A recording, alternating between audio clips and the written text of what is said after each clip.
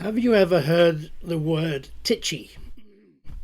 Have you ever heard people referred to as titchy or called little titch? I've got a feeling these terms are falling out of use nowadays, probably becoming politically incorrect. But historically, up until quite recent times, a small person was often called a little titch and described as being titchy. Okay, so where do those words come from? Why are small people referred to as titchy? Well, the answer is that it's a reference. It's actually not a very old word. It's a reference to a music hall star who flourished around 1900, whose stage name was Little Titch. Here's a picture of him. And he was famous for his stage act, which was often called the Big Boot dance. He incidentally was only 4'6" tall, so he was known for being very small and known for having these very big boots. Here he is performing in the year 1900 in Paris. Okay, as you see, it's a fairly spectacular performance, and he was very well known. Question arises, why was he called Little Titch? His real name was Harry Ralph. And the answer is that he adopted an earlier nickname that he'd had in childhood. When he was a child, somewhere between the ages of 4 and 8, he acquired the name Little Tichbourne, and he adapted that for his stage name Little Titch. Now that just begs the question, why was he nicknamed Little Tichbourne? And we need to take quite a long excursion here into the name Tichbourne. So here we go. Tichbourne was a family name. There's also a village called Tichbourne, and the family came from that village. They were quite a well-known family, somewhere between the gentry and the nobility, with an ancient lineage right back to the conquest. And we know of they acquired their name a little bit later, in the 14th century. They were being called Tichbourne. Later still, they would acquire a baronetcy, which is a sort of hereditary knighthood, if you like. This family was, as I mentioned, very well known. It was especially well known because there was a famous event that happened every year, financed by them in the village of Tichbourne, and it was called the Tichbourne Dole. It's from charitable events like this, incidentally, that we got the word dole for social benefits, but that's another story. This would be carried out, the Tichbourne Dole would be carried out every year on Lady Day, that's the 25th of March, and it would involve giving out to the poor vast quantities of bread. That was the Tichbourne Dole, but it turned into a sort of major festival as well. Happened every year and was very widely known. There was a curse attached to this tradition, to the effect that if the family ever stopped the annual festival, then what would happen is that the family would then have 7 sons in the next generation, but in the following generation would have only 7 daughters, and that the family therefore would die out, the family name and the baronetcy. This happened. They did stop the dole. They did have 7 sons, followed by 7 daughters, and it looked as though the family were going to go extinct. There was only one chance that it wouldn't, and that is that a son, one of the 7 sons, called Roger, had disappeared at sea. He'd been involved in a shipwreck off the coast of South America. He was probably dead, he probably drowned in the shipwreck, but there was just a possibility that he'd survived. that he had been taken with other survivors to Australia, that he had settled in Australia and was still there. His mother was still alive. She was keen that this possibility might be a reality.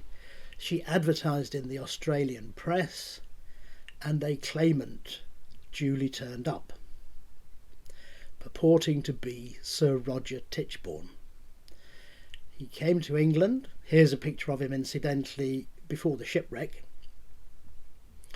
He came to England and started to claim his rights, as he said, supported by his mother but opposed by other members of the family.